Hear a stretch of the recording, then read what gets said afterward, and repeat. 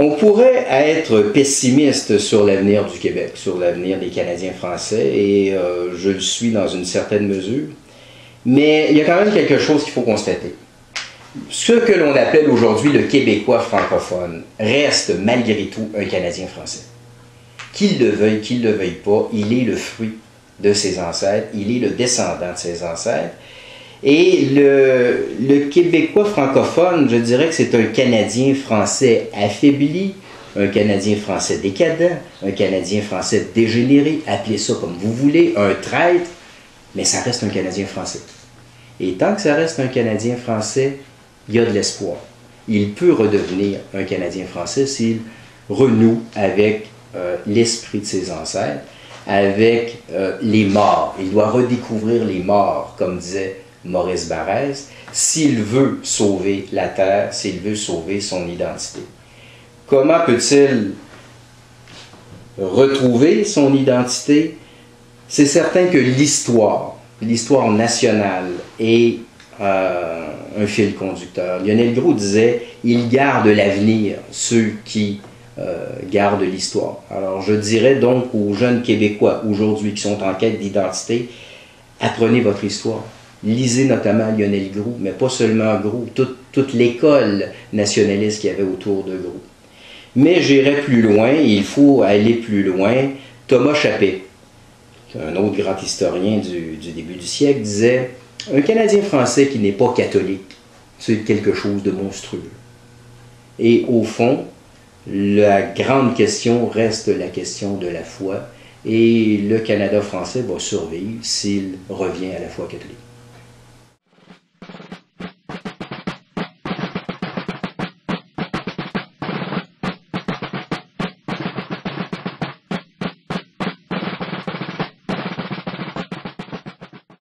Merci de vous prêter à notre petit questionnaire qu'on essaie de rendre un petit peu traditionnel dans nos entretiens. Alors, quel serait votre personnage historique québécois préféré?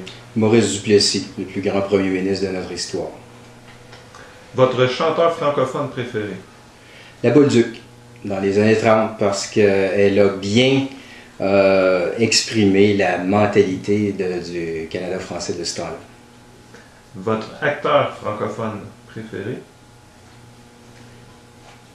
C'est une question qui m'embête parce que je n'aime pas beaucoup le cinéma. C'est un divertissement pour ilotes, comme disait l'écrivain Georges Duhamel.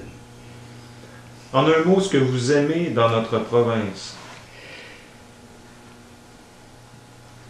Les Québécois. Les Québécois qui sont au fond membres d'une grande famille.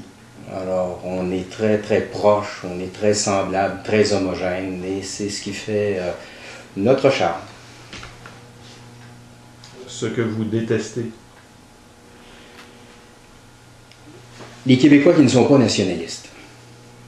Alors, et surtout les Québécois qui sont soit anglophiles ou soit franco-lâtres. Alors, les doubles acculturés, ceux qui admirent de manière excessive les Anglais, ou au contraire, ceux qui ont encore une mentalité de colonisé, qui admirent de manière excessive les Français. Votre écrivain préféré? Lionel Groulx. La qualité que vous appréciez chez les Québécois? Un esprit pacifique, modéré, tranquille.